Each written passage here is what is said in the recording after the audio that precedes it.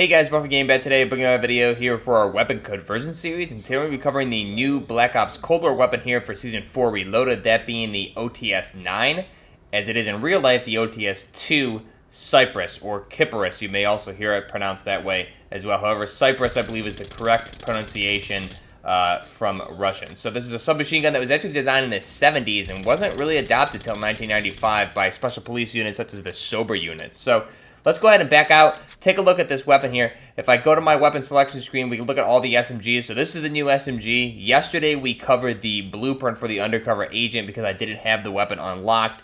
So the best way to unlock this here, you can see the weapon here, the OTs9. The best way to unlock this, I'll show you guys what I did, is basically I used the, if I back out of my custom lobby here, I'll go to my real weapon classes.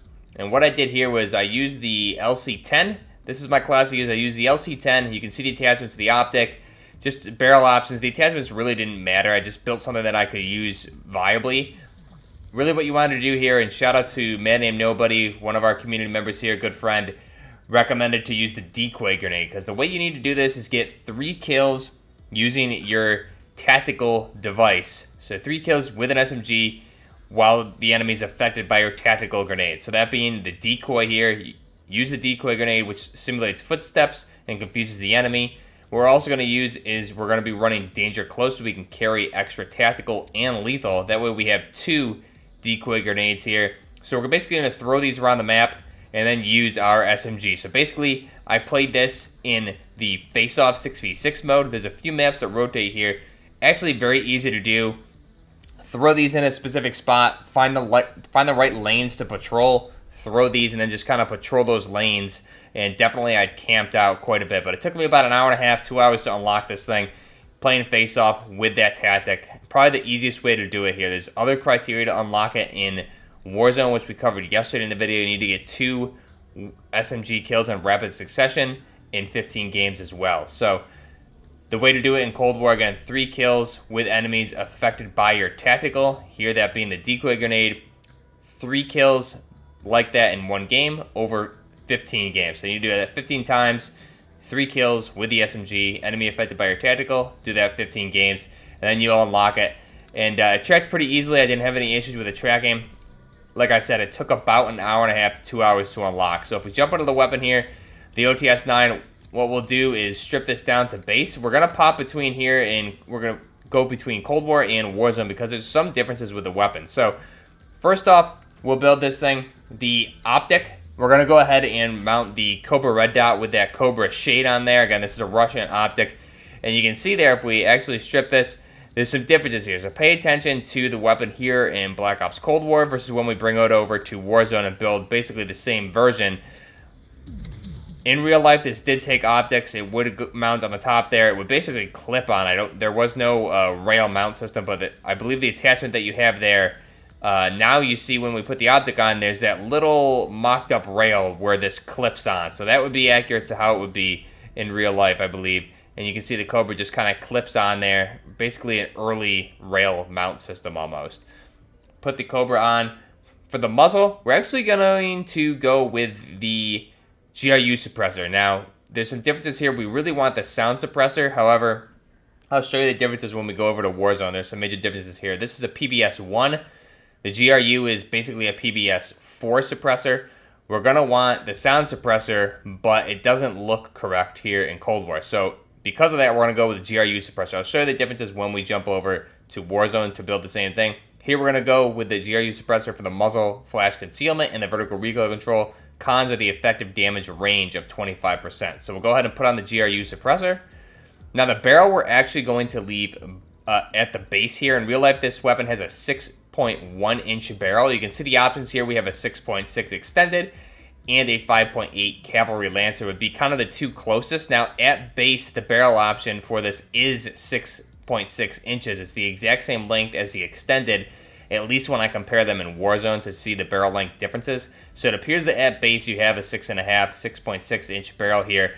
So we're actually going to leave the base barrel just because the handguard there is going to be accurate with the base barrel. Any other barrel option that we put on, you can see the handguard there right in front of the mag well is going to change. and none of them are going to be accurate to what the real life weapon looks like, minus this last one here being the 8.1 inch task force. However, it does look different from the real life variant, and it has that wood there, same as the pistol grip, or the plastic, I should say, same as the pistol grip. So we'll go ahead and back out. We'll leave the base. You can see there now the handguard is correct with that barrel. The body option, we're actually going to go with a GRU 5 milliwatt laser. This is the closest depiction of the real life laser that you could use, or that came with this weapon, along with a proprietary suppressor. This is going to give you the hipfire accuracy of 40% increase, and the cons being the aim down sight time decreased by 8%. So if we put that on and we inspect it really quick, notice it's mounted on the right hand side. Now in real life, it would actually go underneath the handguard here, right under the handguard where the grip will go. We'll show you that. And basically, there would be two little clips there. It would clip on, and you would actually use the laser as a front grip when firing this thing. So it could be used both ways. It would not be mounted on the side here. It would be mounted underneath the handguard, and you would use it as a front grip if you needed to when firing the weapon. Now for the underbarrel attachment, again, we're actually going to, you can absolutely select the VDV speed grip. I think this one looks the best for this. However, in real life, I'm not 100% certain that you could mount any sort of grip on this. However, it was introduced in 1995, so it's definitely possible that if you were able to put a grip on this, this is how they would have done it. You can see the setup there. They basically have a little underslung system there that's basically screwed into the bottom of the handguard. So that would make sense. However, in real life, this is where the laser would go. So instead of the laser being on the right-hand side there, it would go basically clip in underneath here where this grip is mounted on. And that's how that would look. So you can definitely go with the VDV reinforced here. You can see how that looks. It looks really sleek and nice. So you can definitely go with that. That's not going to break the conversion at all. But for the purposes of this video, we're actually going to leave this blank and not select an underbarrel attachment. So I'll go ahead and get rid of that. Magazine option. In real life, this came with a 20, 30, as well as a 40 round option. The base is 20, 30 here, and then the 40 round option would be here. However, we are going to select the 30 round option because the 40 round magazine wasn't really something that was widely distributed. We'll go ahead and do the 30 round option. You can see that the length of the 30 versus the 40 is just about the exact same, which is again just kind of a lack of attention to detail with some of the Cold War weapons, which is fine. And here, this actually looks really good with the 30 round magazine. So we'll go ahead and select that. And then we're going to skip out on the handling. However, you can see what this looks like here with these different options. And then for the stock option, you can see here what these options look like. However, we are going to stay with the base stock option here. And now, this is our final design for the OTs-02 Cypress. Now, in real life, that stock would fold up and over, right up and over the dust cover there, and would clip down on the weapon that way. So it would fold straight up and over, and in this case, it would go right up over the optic like this and just clip onto the front of the weapon there. And then some things here you can notice is we have the safety here above the mag well on the left-hand side, as well as the select fire there above the trigger guard or the pistol grip there on the left-hand side as well. So it has single fire safety, single and full auto, and then we have the safety, the safeties there as well with the mag release there underneath the weapon. So that is the OTs-02 Cypress. All fire controls are located on the left-hand side. You can see here the pistol grip is actually made of plastic. It's not a wooden pistol grip, so it's a plastic pistol grip there. Other than that, it's just pressed steel. Very simple design. Nice looking weapon. Now let's jump out to, this is what it looks like here in Cold War. Let's jump out to Warzone quickly. So here we are in Cold War with the version of the weapon. So you can see here all the same attachments. However, I did add that VDV speed grip there just because aesthetically it looks nice. So let's go over just some key differences here with the weapon here in Warzone versus Cold War. So if we deselect the muzzle attachment and we deselect the underbarrel attachment, you can see some differences there with the handguard, right? So the handguard itself has that built-in attachment, which would mount the grip, which is why here in Warzone I decided just to put the grip on because it fits there as well. You already have the mount that's built into the weapon here in Warzone. Next up, for the muzzle option here, you can see the sound suppressor here, instead of being a PBS-1, is actually the right sound suppressor. So this weapon in real life came with a proprietary sound suppressor. This is what it was in real life. So this looks correct here for the weapon. So that's nice to see. Again, sometimes Cold War and Warzone switch up the way the attachments look. Another thing you'll notice there is with the laser. This is the same laser we used in Cold War. However, you can see it's a completely different looking attachment here versus what we just selected in Cold War. So other than that, it's basically the exact same.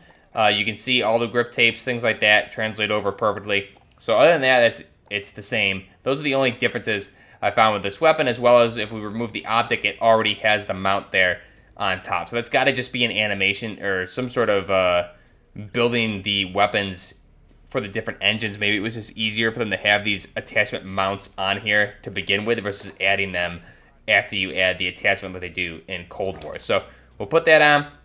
That's our final design here for Warzone version of this. And if we back out here really quick before we jump to the Cold War gameplay, where we'll be looking at this, if we look at our operators here, I'm running this with the Russian FSB or the sober operator. And there we have our OTs-02 Cypress, which is exactly what they would have used in the mid to late 90s.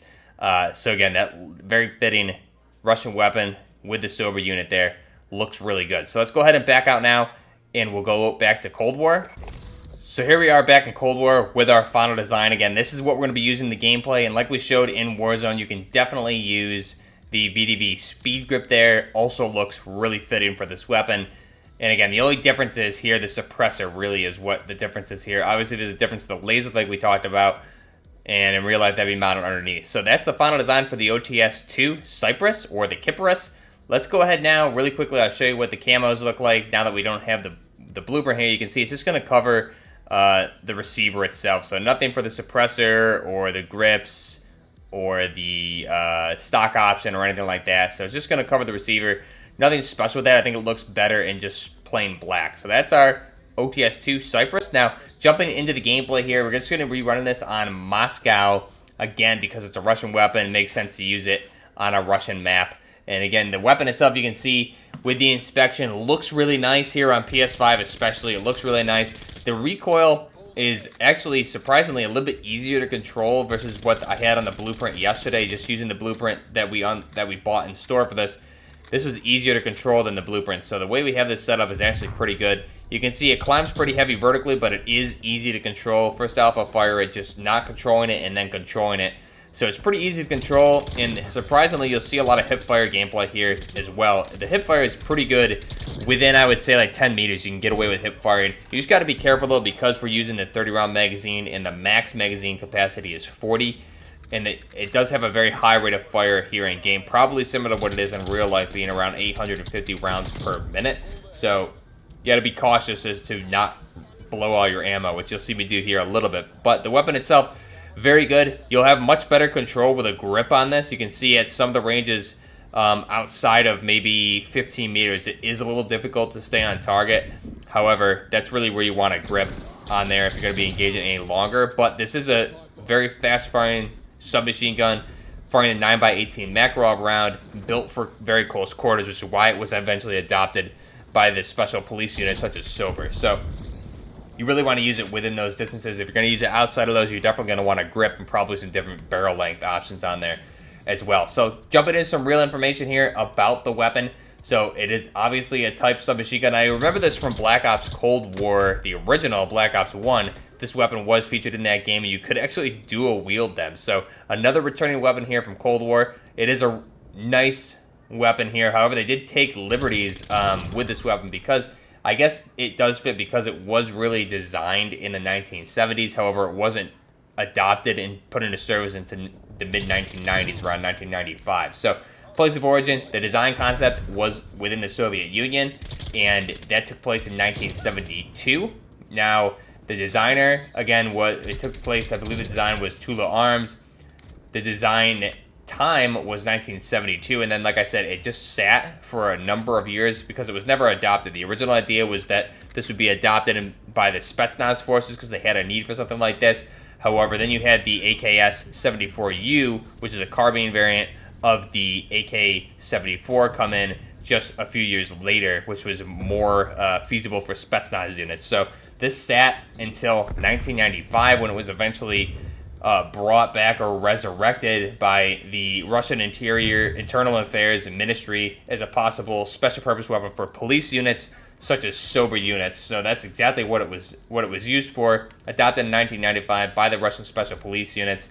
There's a few different variants available for this. We have the base OTs-2. There's the OTs-02-1, which has an integrated or integral suppressor built into it, which we don't get that conversion here in the game itself. And there was a non-lethal gas pistol variant of this, which was also made, which only 30 copies of those were made, or 30 production units were made. Now, the mass of this weapon is 3.53 pounds, or 1.6 kilograms, so it's a very light submachine gun, very small and compact. The length overall, with the stock extended, is going to be 28.7 inches. And with the stock folded up and over the receiver, it's going to be 17.8 inches. The barrel length in real life, as we discussed, is going to be 6.1 inches. Now, there's really no barrel length that matches that. The barrel length at base barrel that we're using here seems to be around 6.6 or 6.5. The closest option you can get would be one of the barrel lengths there is 5.8 inches. But again, doesn't really make too big of a difference. You can't really tell that the barrel length is off regardless. And plus, the base barrel here gives us the right handguard that we want on the weapon anyways. The cartridge it fires is the 9x18 Makarov round. So again, this is, I believe, one of the smallest, if not the smallest, pistol round available in-game. It is smaller than what the MP5 fires, which is the 9x19 Parabellum. So this is the 9x18 Makarov. The action is a blowback system. Rate of fire being 850 rounds per minute. And the muzzle velocity being 340 meters per second, or 1,115 feet per second. With the effective firing range being at 75 meters. And the feed system, as we discussed, was 10, 20, or 30 round detachable box magazine, and the sights were just standard iron sights. However, it did come with a few different proprietary things here. It came with the suppressor, which we reviewed already. The accurate suppressor, the proprietary suppressor, is correct in Warzone. And so here we're using the GRU suppressor, which is the PBS4. So regardless, it looks as close as we can really get here in Cold War. So it came with that proprietary suppressor as well as a laser aiming module, which again would mount underneath where that grip would go like we showed. And that could actually be used as a foregrip when firing this weapon. So let me know down below what you guys think of this. Again, that's really the gist of this weapon, the real life information there. The red dot sight could clip on, as well as the laser sight the laser would clip on there under the handguard, and the laser or the red dot also would clip on top of the receiver as well. So pretty nice looking weapon. Again, in real life, it served its purpose for the special police units until it was eventually replaced down the road by other items, like the MP9 would be one that I think the Soviet units really love now. But this definitely fitted a niche in the late 90s after the collapse of the Soviet Union. So, like I said, because Black Ops Cold War takes place in the 80s, this was really designed in the 70s, so it fits. However, it wasn't adopted until 1995. So it's kind of a Cold War / modern-ish type weapon, which is actually pretty cool to see here in Cold War. It's a lot of fun to use, actually, too. And unlocking it really wasn't that hard. Like I said, it took me about an hour and a half, 2 hours to do that, like we discussed the challenges, just using those tactical grenades or the decoy grenades there. Get 3 kills with a submachine gun while the enemy is affected by that tactical grenade or the decoy grenade, and then do that in 3 kills in 1 match, and then do it for 15 matches. So it's a little bit tedious, but face-off is the best way to do that. Let me know down below what you guys think of this weapon. Have you unlocked it? Have you used it yet? What do you think of it? I have all my social media links and everything located down below in the description for Instagram, Twitter, as well as Discord. Instagram and Twitter are probably the best places to get a hold of me if you have any questions. If you're enjoying the content, be sure to like the video and subscribe to the channel. Definitely helps out those smaller channels like myself. And we're almost at 30,000. So 30,000 has been my goal for a long time. So we'll probably do some sort of giveaway here when we get to 30,000. So I'm excited to get there. We're only about 350 subscribers away. So home stretch, I'm pretty excited. Again, let me know down below what you guys think of the Cypress, the OTs-2. It's called in game as the OTs-9. Let me know what you think down below. Again, this does have the fastest TTK of submachine guns in Warzone right now at 494 milliseconds. So very effective, definitely worth leveling up and unlocking it. It's not that difficult. And shout out to Manny and Nobody for giving me the helpful tips to be able to do that. So let me know down below. Leave you guys with the gameplay. Till next time, this is Buffering Gaming with the OTs-2 Cypress. Buffer Gaming, out.